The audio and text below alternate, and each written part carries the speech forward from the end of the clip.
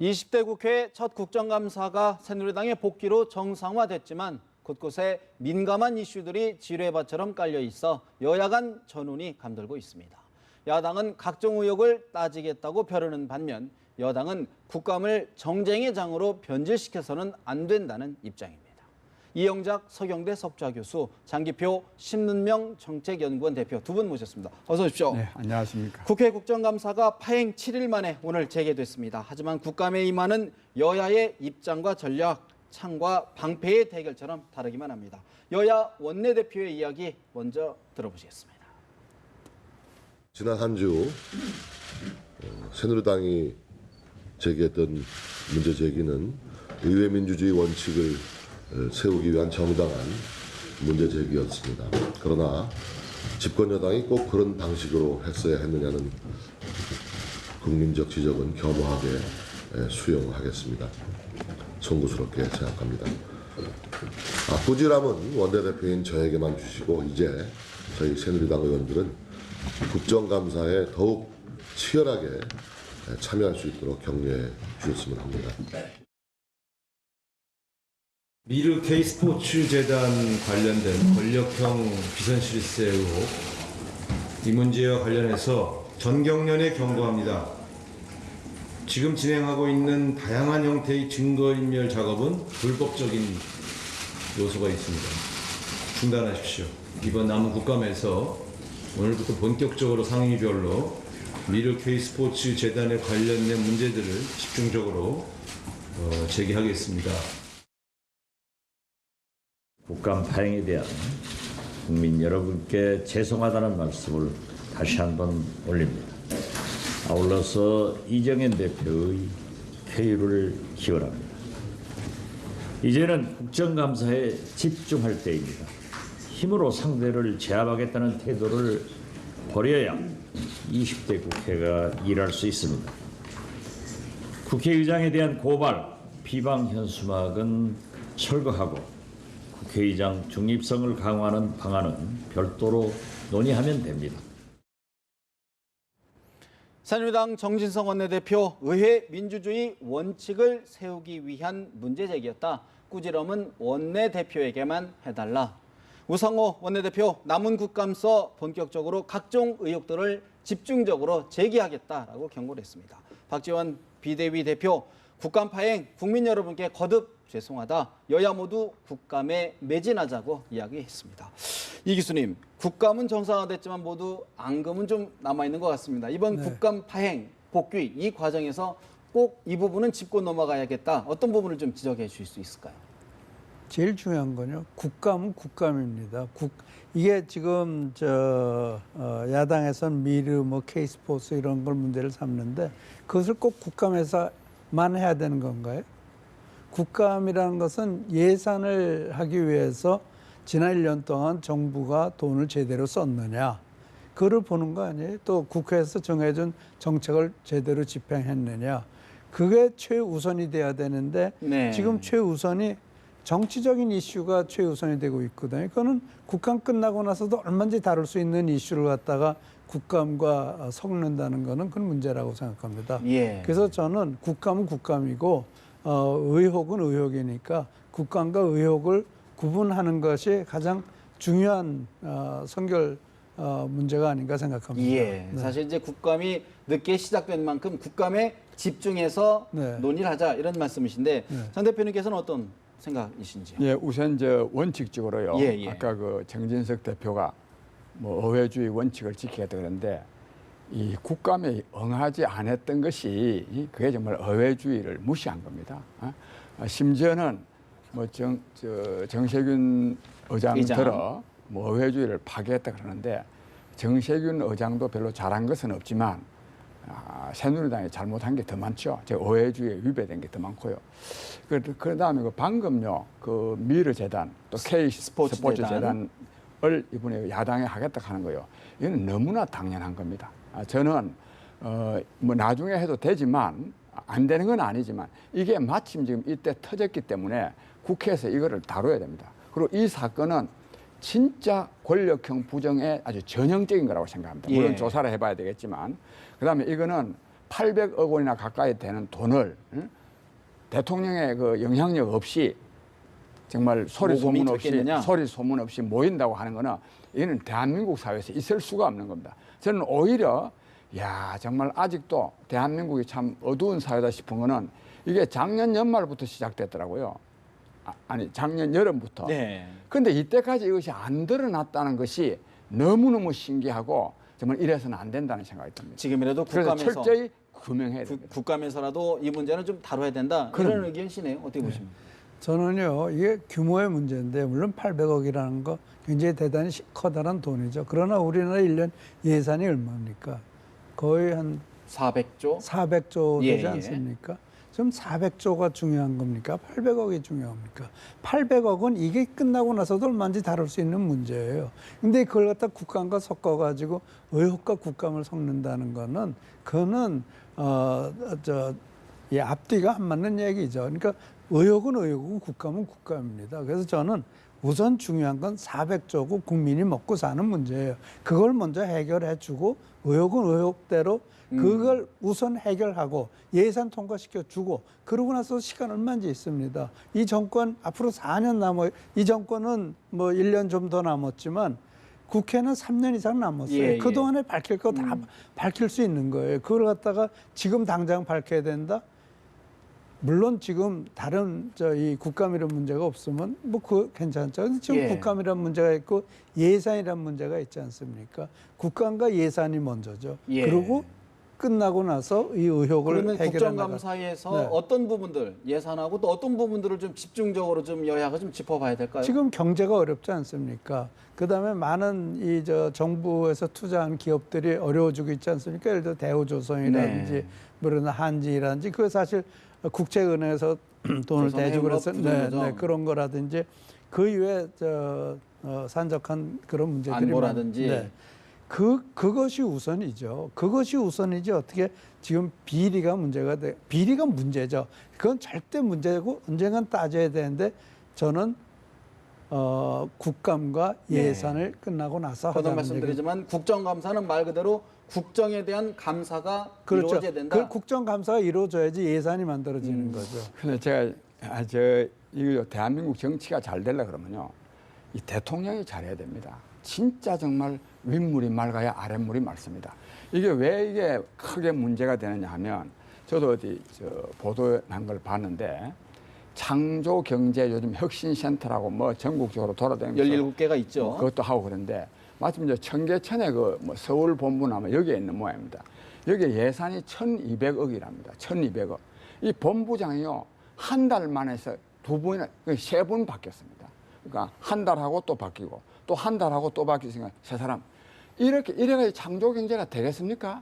이게 근데 전부 다 이른바 뭐 보도니까 얼마나 확실한지는 모르지만 말하자면 대통령의 최측근이라고 하는 최순실 씨와 관련된 사람들입니다. 그러니까 이러니까 이것도 K스포츠재단, 미래재단도 다 거기하고 관련된 겁니다. 그래서 이 대통령이 똑바로 하도록 아니하면 예. 다른 거 다 아무것도 안 됩니다. 그래서 저는 박근혜 대통령이 이 문제에 대해서 미래재단 확실하게 해명도 해야 됩니다. 그게 오히려 국정감사 이전에 예. 국민들이 다 보도 보고 다 아는데 국회에서 따지든 안 따지든 국민들을 향해서 박근혜 대통령이 예. 밝히고 그리고 뭐라고 말했냐면요. 일고의 뭐 가치도 없다.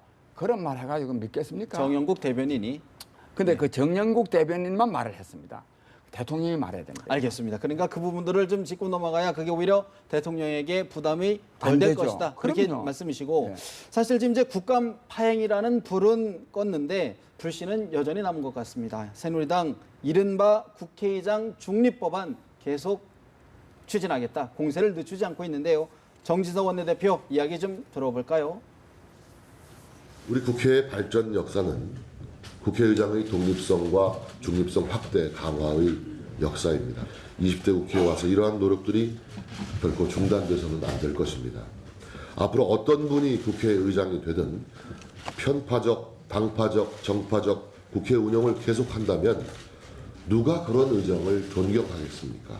국민의당이 국회의장의 중립성 확보를 위해 국회법 개정에 적극 검토한다는 입장을 보이고 있는 만큼 더불어민주당도 빠른 시일 안에 관련 논의에 나서 주시기를 바랍니다.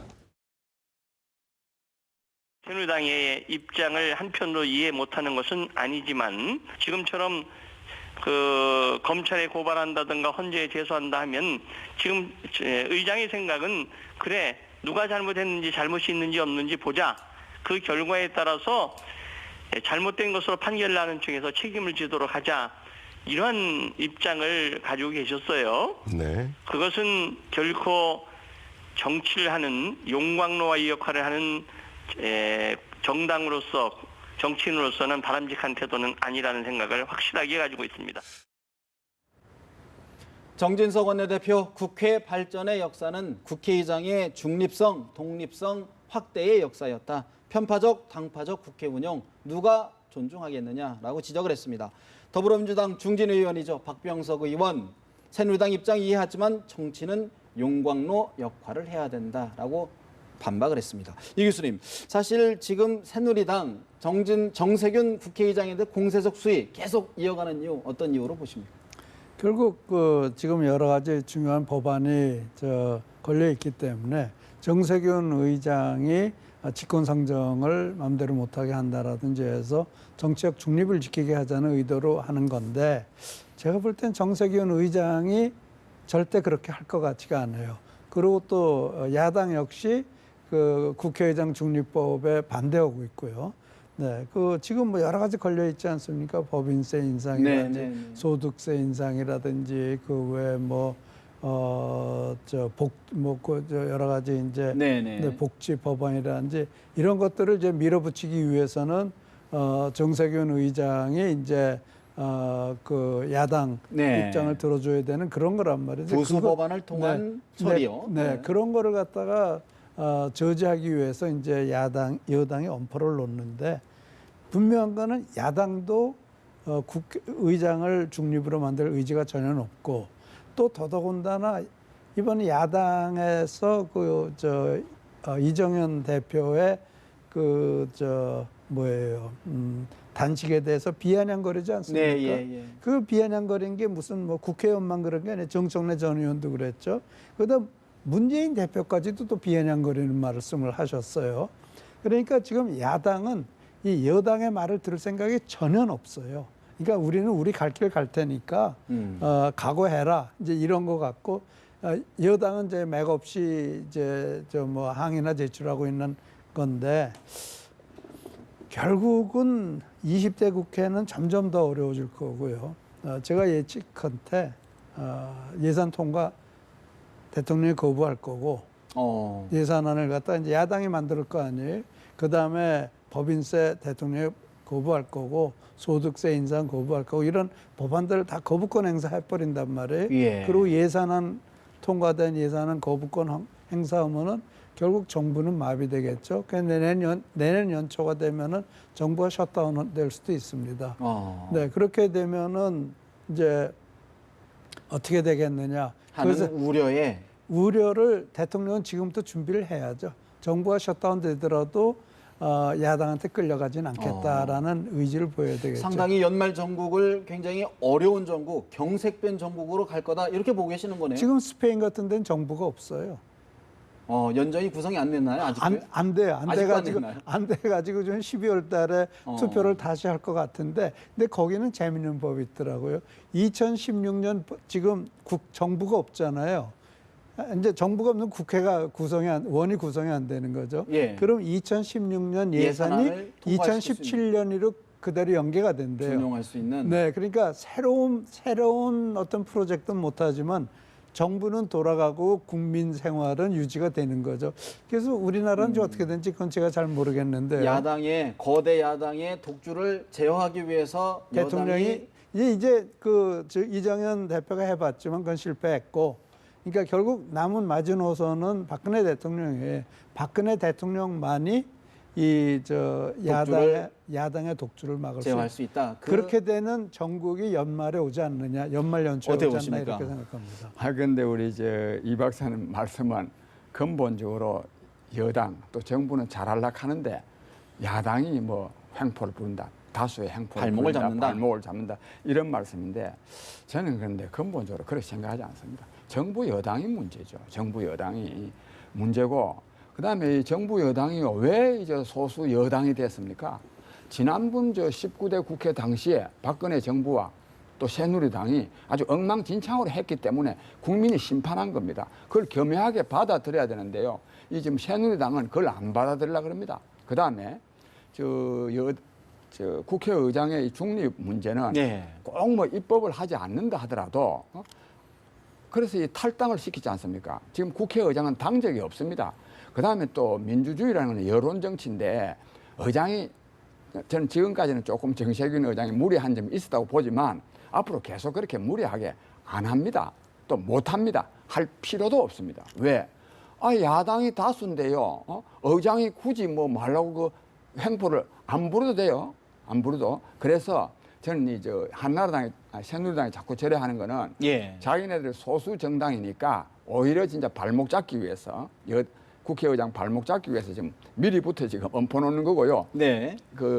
저는 그렇게 생각합니다. 그다음에 아까 그 셧다운 문제, 네. 뭐 여러 가지 거부권 문제 등등인데 저는 이런 사태가 일어나지 않아야 됩니다. 대통령은요 국정 운영의 최고 책임자입니다. 만약에 야당이 잘못한다 하더라도 계속 야당 때문에 안 됐다는 말을 하면 실패는 누구한테 가냐? 대통령한테. 결국에는 대통령이 네. 부담이 될 것이다. 그럼 그런 대통령이 잘 말씀인데 풀어야 됩니다. 사실 연말 전국에 대한 두 분의 시각차가 굉장히 엇갈리는데 오늘 국정감사 정상화되자마자 야 3당이 백남기 농민 사망 사건의 특검을 도입하겠다고 합의를 했습니다. 당장 여당 반발하고 있는데 오늘 정진석 원내대표 이야기 많이 더 부르는데 다시 한번 들어봐야 될 것 같습니다. 서울대병원 합동특별조사위원회가 이 문제에 대해서 외압은 없었고 진단서 내용도 문제 없다고 결론을 지었습니다.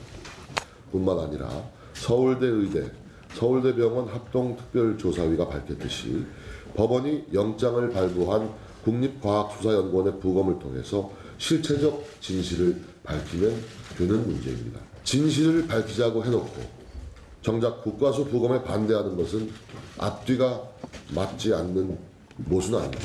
정치인들이 과도하게 나서기보다 의학 전문가들과 국과수가 전적으로 맡아야 한다고 생각합니다. 백남기 선생의 사망 원인을 심폐정지, 병사라고 기록한 것은 명백한 오류입니다.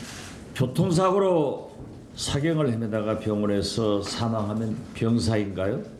이윤성 서울대병원 특별조사위원장도 나라면 사인을 외인사로 기재했을 것이라고 말했습니다. 다시 한번 서울대병원의 바른 태도를 견지해 줄 것을 요구합니다. 정진석 원내대표 진실을 밝히자며 부검은 반대하더니 왜 특검이냐? 정치인들 과도하게 개입하지 말아야 된다라고 반대를 했고요. 박지원 비대위원장 서울대병원 바른 태도를 견지해 달라고 촉구를 했습니다. 장 대표님, 백남기 농민 사망 사건 여야 정치권 특검을 해야 될 정도의 사안으로 어떻게 평가하십니까? 근데 이 사건이요 지금까지 저렇게 첨예하게 대립되고 있는 거는 이게 정말 대한민국 국정 운영의 현실이라고 저는 생각합니다. 저 시위 사건에요 하여튼 불상사가 일어난 거 아닙니까? 그럼 뭐 경찰에도 고의적으로도 죽이려고 하지는 않았을 거 아니에요? 즉 저런 사고가 일어날 수가 있습니다. 그러면 그거에 대해서 정말 이래가지고 이런 사고가 일어났다. 그리고 유감을 표명하고요. 이렇게 하면 뭐 나중에 안 할 말로 보상 문제 가지고는 다툰다 하더라도 뭐 왜 죽었느냐 이런 것 가지고는 다툴 일이 저는 별로 없다고 생각합니다. 그다음에 이 서울대 병원 이 진단서 문제는 뭐 저도 이제 신문을 보니까 이거는 사망 원인을 결론 짓는 것은 담당 의사의 고유 권한이랍니다. 주치의. 그런데 뭐 고유 권한이라 해서 할 말은 없지만 그러나 저는 그 발언을 보니까 이해가 안 돼요. 왜, 무슨 이해가 안 되느냐 하면 이 백남기 씨가 치료에 충분히 응했는데도 죽었다면 그렇다면 이거는 외인사도 될 수 있는데 치료에 응하지 않아가지고 이게 죽었기 때문에 병사다 이거야. 아니 그러니까요. 관심은 과연 그러면 이런 문제를 정치권이 특별검사 도입을 해서 과연 원인이라든가 책임이라든가 규명할 수 있겠느냐는. 그런데 저는 근데 특별검사를 도입하기 이전에 정치권이 경찰이나 또는 보사부는 서울 보건복지부에 강력하게 이야기해가지고 이거 국민이 납득할 수 있는 사인을 발표하고 또 처리를 요구하라. 저는 이러는 것이 맞지. 무슨 또 일만 생기면 특별검사 이거는 또 옳지 않다고 생각합니다. 어떻게 보십니까? 네. 저는요 이걸 보면서 제가 이 야당의 참 이중적인 태도가 안타깝다는 생각이 들어요. 예를 들어서 세월호의 침몰 원인은 너무 분명하거든요. 근데 그 세월호 침몰 원인을 밝히기 위해서 세월호를 원형 그대로 인양을 해서. 인양을 하자고 해서 지금 뭐 수천억의 돈이 들어가고 있지 않습니까? 그 국민 세금이 들어가고 있는 거예요. 근데 그거는 그렇게 하자 그러면서 백남기 농민의 사망에 대해서 부검은 또 반대하지 않습니까? 그러니까 이런 이중적인 태도를 가지면 여기서는 여기저기 다 자기 편한 대로만 본다는 건 정말 그 무리가 있는 정말 이중적인 태도고 이러기 때문에 우리 정치가 이 꼴이 되는 거예요. 사실 특검이 특검이 야당 검찰 같자는 건데 결국은 그게 저는 좀 무리가 있는 거라고 생각을 하고요. 예. 네, 저는 뭐 거기에 그 백남기 씨 같은 노인이 앞장서서 데모를 했다는 거, 그거는 사실 민노총이 책임져야 될 문제고요. 왜 노인의 앞장을 세웁니까? 그건 그래서 저는 이게 네. 정말 문제가 되고 예. 야당의 특검을 네. 오남용하고 있다라는 생각이 알겠습니다. 들고요. 제가 한 말씀만 더 네. 드리면은 대통령이 자기 마음에 안 드는 이 예산을 거부해서 정부가 셧다운되는 건 우리는 미국에서도 많이 봤어요. 우리나라보다 훨씬 더 선진된 미국에서도 레이건 대통령이나 이런 분들이 그냥 셧다운 시켜버려요. 근데 알겠습니다. 그럴 각오를 하고 해야죠. 알겠습니다. 네. 사실 뭐 백남기 씨가 민주노총이 앞세웠는지 이 부분은 좀 그건 더 모르지만 사실 아무튼 확인은 좀, 예. 앞장서긴 못하게 했어요. 알겠습니다. 그런 네. 부분이 있었고 네. 사실 저희가 오늘 좀 짚어봐야 될 사안들이 여러 가지가 네. 있는데 네. 사실 오늘이 14 남북 공동선언 9주년인데 박근혜 대통령 국군의 날 기념사에서 여러 이야기를 했습니다. 북한 붕괴론, 레임 체인지론을 연상하는 여러 발언을 했는데 먼저 박근혜 대통령의 이야기 들어보실까요? 북한 군인과 주민 여러분, 우리는 여러분이 처한 참혹한 실상을 잘 알고 있습니다. 우리 대한민국은 북한 주민 여러분들에게 진실을 알리고 여러분 모두 인간의 존엄을 존중받고 행복을 추구하며 살아갈 수 있도록 최선의 노력을 다할 것입니다. 북한 주민 여러분들이 희망과 삶을 찾도록 길을 열어 놓을 것입니다. 언제든 대한민국의 자유로운 터전으로 오시기를 바랍니다. 박근혜 대통령 북한 정권의 도발, 반인륜적 통치를 북한 주민들에게 알리겠다. 대한민국의 자유로운 터전으로 오라라고 촉구를 했습니다. 여야의 반응은 극명하게 열렸습니다. 여야의 반응도 마저 들어보시겠습니다. 오늘은 10월 4일 14선언이 채택된 지 9주년 되는 날입니다. 이 즈음에 박근혜 대통령이 북한 주민들의 남한행을 권유한 바 있습니다. 저는 굉장히 위험한 발언이라고 생각합니다. 이 모든 정책의 초점이 북한 붕괴론에 근거한 것이 아닌가. 북한이 붕괴하면 난민이 발생합니다. 지금은 인내심을 가지고 북한이 핵과 특히 핵을 포기하도록 만드는 지속적이고 장기적인 노력이 필요할 때이다. 이런 점을 다시 한번 강조하고자 합니다. 크리스토퍼 힐 전 국무부 차관보가 현 시점에서는 북한의 유화적인 움직임을 보이는 것은 북한을 더욱 담대하게 만들 뿐이다. 북한을 핵 보유국으로 인정하는 결과만 초래할 것이다. 이렇게 얘기했습니다. 우리 사회의 섣부른 대북살 지원 주장은 자칫 잘못하면 북핵 위기를 심화시키는 결과를 초래할 수도 있는 것입니다. 문재인 전 대표 등 대북살 지원을 주장하는 일부 국내 인사들은 크리스토퍼 힐 전 국무부 차관보의 이런 지적에 귀를 기울여 주셨으면 합니다. 더불어민주당 우상호 원내대표, 대통령의 발언 굉장히 위험한 발언이다. 인내심을 갖고 북한이 핵을 포기하도록 장기적인 노력이 필요하다라고 이야기를 했습니다. 정진석 원내대표, 북한의 유화적 움직임을 취하는 것은 북한을 더욱 담대하게 만들 것이다. 미국 관리의 말을 인용해 반박을 했습니다. 이 교수님, 박 대통령의 대북 메시지 북한 정권과 주민을 분리하겠다, 이제 분리 대응하겠다 이런 취지인데 어떻게 해석하고 계십니까? 글쎄요, 뭐 그렇게 지금 현재 북한을 흔들어댈 수 있는 거는 아마 지금 북한 주민을 자극하는 그런 것밖에 없을 것 같은데, 사실 뭐 꼭 그런 말씀을 하셨어야 되는가 하는 데는 뭐 이론이 있을 수 있겠지만, 이거 더 심각한 문제는 여야가 대북 문제에 대해서 너무 극렬하게 입장이 갈리고 있다. 저는 그것이 더 심각한 문제라고 생각합니다. 그리고 지금 뭐 참을성을 가지고 북한의 변화를 유도하자는데 그건 안 된다는 거 잘 알고 있잖아요. 그러면서도 참을성을 주문한다는 거, 그러면서 또 사드를 반대하는 거, 또 그러면서 북한에 퍼주게 하자는 거, 그거는 문제죠. 저는 적어도 대통령이 반드시 북한을 자극하는 말씀을 하실 필요가 있었겠느냐에 대해서는 회의적이지만, 네. 그러나 그렇다고 해서 또 야당이 대통령 발언에 대해서 발끈하는 것도 저는 바람직하지 않습니다. 정말 이게 이 대북 정책에서는 여야가 있을 수 없고 좌우가 있을 수 없는데요.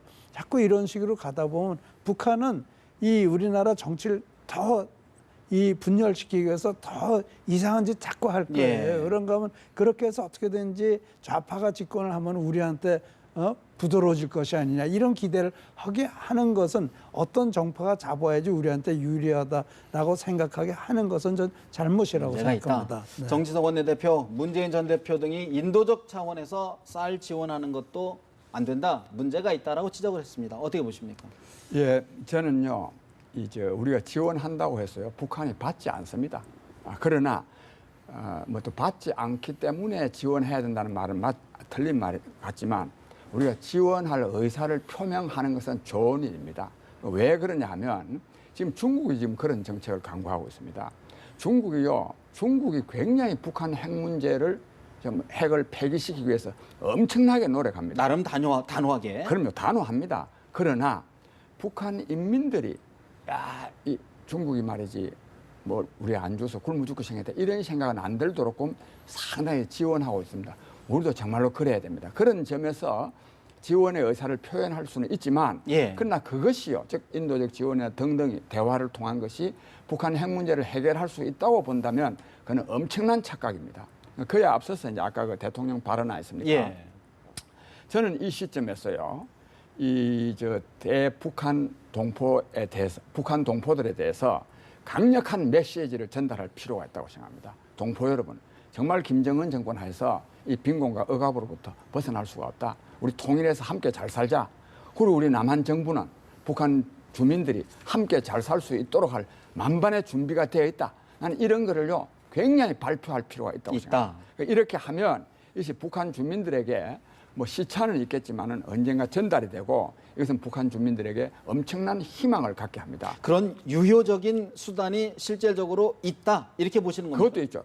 풍선도 그래서 저쪽에서 반대하는 거고요. 그다음에 이 풍선이 아니라 하더라도 요즘 좀 북한에는 한 1년 전에 들은 건데도 약 한 300만 대의 휴대전화기가 있습니다.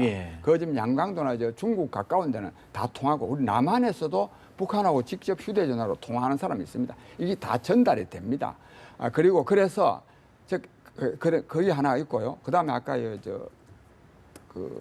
야당 원내대표가 우상호 원내대표가 그럼 북한 붕괴론을 겨냥한 거 아니냐?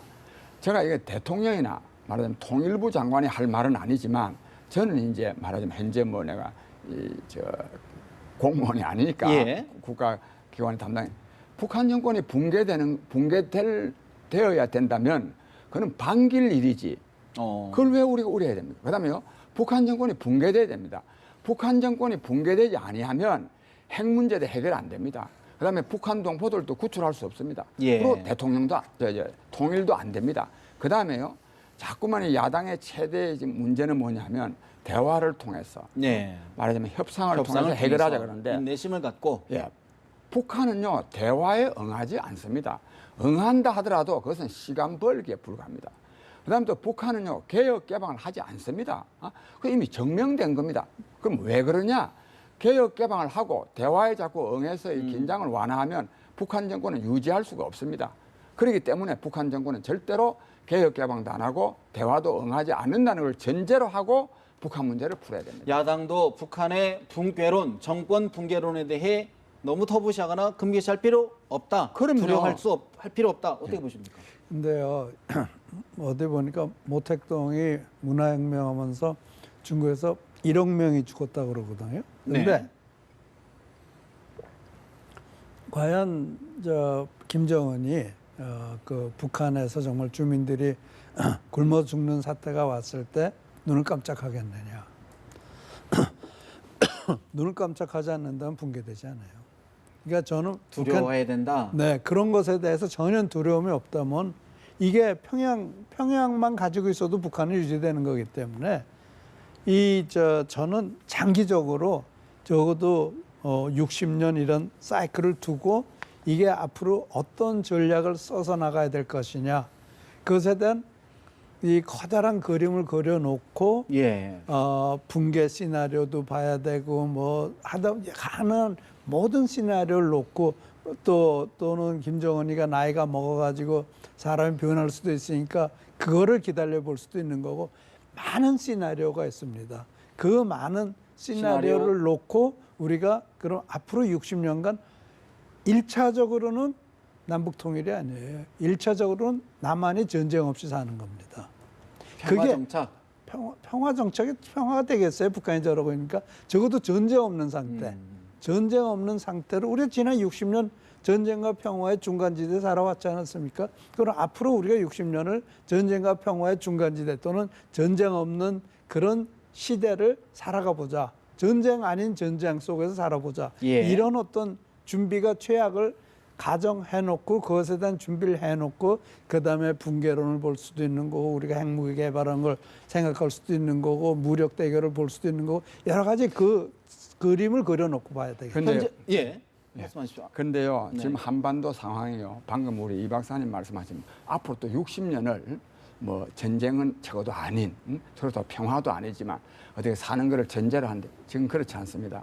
한반도 상황이요. 엄청난 위기입니다. 내가 이 미국 고위 관리들이 한 말 다 인용은 안 하고요. 중요한 사람 세 사람 말만 제가 인용하겠습니다. 지금부터 한 보름 전인가요? 마이크 밀러라고 하는 전 합참의장이 선제 타격론. 예, 뭐 선제 타격, 즉 미국의 국가 안보가 위협받을 단계가 되면 선제 타격할 수 있다. 그 다음에 또요, 이 카터라는 사람이 지금 국방부 장관입니다. 네. 미 국방부 장관이 뭐라고 말했냐면 우리는요 북한을 공격할 만반의 준비가 되어 있다. 언제라도 할 수 있다 이랬습니다. 근데 이런 일이 있고 나서요 백악관 대변인한테 질문을 했어요.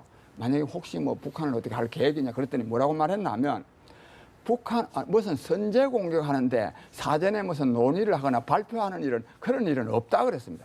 무서운 발언입니다. 지금 이런 상황에 와 있습니다. 그 다음에요 이걸 또 중국이 또 딱 보고 있습니다. 중국인 그냥 있겠습니까?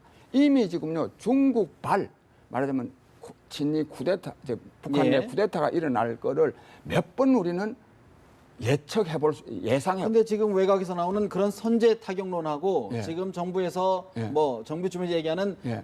정권 붕괴론하고 좀 궤가 좀 다른 거 아닌가요? 아니 궤가? 다른 게 거의 굉장히 같습니다. 저는요 적어도 박근혜 대통령이 개성공단 폐쇄한 거라든지 그 후에 일련의 발언을 한 것은 미국과 굉장한 교감 속에서 이미 거의 맞춰가고 있습니다. 그 다음에요 지금 장성택이 처형했죠. 현영철이 처형했죠. 또 김정철인가 누구 지금 고위 관리가 지금 네 사람이 처형된대요. 이거는 다 중국과 상당히 관련돼 있다고 봐야 됩니다. 장성택의 경우에는 그런 말도 제가 들었고 그래서요 지금 한반도가 지금요 뭐 앞으로 계속 이래 된다. 네. 이 상태가 유지되지 않을 가능성이 99%입니다. 특히 미국의 대통령이 이번에 뭐 힐러리가 되든 트럼프가 돼도 바뀝니다. 거기에 우리는 준비해야 됩니다. 외부적인 요인이든 내부적인 요인이든 그럼요. 정권 붕괴 가능성을 그런데 제일 대비를- 필요한 거는 뭐냐 하면 북한 정권이 말하자면 우리나라 11.6 사태와 같이 민심이 흉흉하면 누군가 거기에 김정은을 제거하는 일이 생깁니다. 그걸 우리는 유도해야 됩니다. 급변 사태 대통령이 국군의 날 기념식에서 얘기했던 급변 사태도 대비해야 된다 이런 말씀이시네요. 네, 어떻게 보십니까? 그러니까 모든 거를 가정을 하되 그렇지만 장기적으로 봐야 돼요. 장기적 60년 동안 무슨 일이 생길 수 있느냐. 그거를 생각을 해놓고 급변 사태를 생각을 해야지 장기적인 계획 없이 네. 순간순간 즉흥적으로 대응한다는 거는 안 되는 거죠. 지금 장 원장님이 말씀하신 것이 장 원장님은 북한 문제 전문가시니까 뭐 그런 말씀하실 수 있지만 저는 북한 문제 전문가도 아니고 예. 그러나 저 같은 사람이 봤을 때도 그 가능성이 얼마인지 있는 거지만 그건 어디까지나 가능성이거든요. 예. 그러니까 가능성을 놓고 나라를 준비를 할 수 없는 거예요. 긴 안목을 가지고 준비해 놓고 가능성에 대비를 하는 거죠. 그런 측면에서 네. 여러 가지 좀 시각 준비 정말 지금 북한의 내부에서 어떤 일이 지금 벌어지고 있는지 저희들은 예의주시를 해야 되고 한 말씀 더 하시. 아니요. 아니까 예. 사실 하나만 더 짚어야 될 것 같은 부분이 지금 사실 지금 정치권 여러 현안을 놓고 많이 여야가 좀 시각이 견해차가 엇갈리고 있지 않습니까? 그렇다 보니까 정치권 일각에서는 개헌론을 계기로 해서 권력도 좀 분점하고 좀 여러 가지 논의를 좀 해보자라는 이야기가 나오는 것 같아요. 이 교수님 지금 행자부 출신 의원이죠. 헌법학자이기도 한 정종섭 의원 여야 공감대가 형성되면 대통령도 반대하지 않을 것이다. 이런 취지 얘기를 했어요. 개헌론이 어떻게 좀 지금 이게 여야 공감대가 만들어지기가 힘들어요. 이런 거면 여당에서는 자기들이 자기 대권에 유리하다고 생각을 하고 있을 가능성이 있기 때문에요. 그래서 저는 그것부터 대통령이 우선 개헌 문제에서 앞장서서 개헌을 발의해야 됩니다. 개헌을 발의해서 그리고 대통령이 일단 개헌을 발의하고 나면은 예. 그러고 나면은 그 다음에는 국회가 처리할 문제죠. 근데요. 개헌이 좀 더 쉬워져야 돼요. 우리나라는 개헌을 너무 어렵게 만들어놨어요. 그래서 일단 권력구조 개헌 먼저 하고 그 후에는 필요할 때마다 정말 원포인트 그 개헌을 쉽게 할 수 있도록 만들어줘야 됩니다. 우리 그 개헌을 하면서 개헌이 쉽게 만들어지는 요건도 만들어 놓는다면은 네. 그렇다면은 예를 들어서 뭐 문재인 전 대표가 권력 과정만 논의하면 안 되라는 말씀을 하셨는데 네. 그러나 그 외엔 너무 광대하니까 그건 하지 말자는 얘기가 된다고요. 그래서 일단 권력 구조 먼저 그다음에 개헌을 쉽게 만드는 거 하도록 할 수 있게 하는 그런 개헌안을 만들어서 통과를 시키고 그다음에 또 필요할 때마다 개헌할 수 있도록 그러면 정치권의 논의가 결국 이제 키를 박근혜 대통령이 쥐고 있다는 얘기인데 그렇죠. 어떤 변화의 기류가 있을 거라고 보십니까? 지금 뭐 정종섭 의원이 그런 얘기도 하고 대통령이 그것에 대해서 지금 반박하고 있지 않으시잖아요. 전에 누구예요? 김무성 대표가 했을 때 그냥 즉각 반대를 즉각 했죠. 반박했지만 지금은 조용하거든요. 그래서 결국은 대통령도 이게 개헌은 블랙홀이라지만 개헌이 없으면 뭐 될 일이 없겠구라는 판단을 하고 있을 가능성이 있지 않나 싶습니다. 대통령 개헌의 반대 입장은 표시하지 않았어요. 경제가 우선이다. 선후의 이야기는 했는데 반대 입장은 아직은 밝히지는 않았습니다. 어떻게 보십니까? 저는요, 개헌 아무 문제 없이 개헌한다면 뭐 나쁠 건 없어요. 권력 분점은 좋은데, 그러나 이 개헌을 통해서 우리 정치의 문제를 해결할 수 있다고 생각하는 거는 그거는 착각 중에 보통 착각이 아닙니다. 해결이 안 됩니다. 우리 지금요, 다시 국회 정상화 했지 않습니까? 이런다고 나아질 게 뭐 있습니까? 지난번 19대 때 그렇게는 요거도 모아가지고 선거하면 뭐 좀 나아질 것 같았지만 나아지지 않습니다. 권력이 좀 분점이 되면 좀 나아지지 않을까요? 근데 그런 제도가 돼도요, 또 예. 분전된 사람들끼리 저끼리 또 다 나눠 먹으면 국민들이 볼 때는 똑같은 거 아닙니까? 혼자 먹는 것보다 둘이서 먹으면 더 나쁠 수도 있죠. 그래서 저는 그래서요, 근본적으로 우리 정치권이 변화돼야 되는데 다음 두 가지가 돼야 됩니다. 첫째, 정치권의 특권을 없애야 됩니다. 차관급 이상 대통령까지 모든 공직자의 월급은 도시근로자 가구당 평균소득 550만 원, 연봉 6,600만 원을 하고 그다음에 부정부패를 엄단해야 됩니다. 그래서 말하자면 이권을 챙기기 위해서 정치하는 사람은 없어지도록 해야 됩니다. 그래야 됩니다. 알겠습니다. 지금 김영란법 지난달 28일부터 시행된 것이 우리 장 교수님, 장 대표님 말씀하신 그런 출발점이 되지 않을까 하는 생각도 가져보고요. 오늘 정치대담은 여기서 마쳐야 될 것 같습니다. 두 분 말씀 고맙습니다.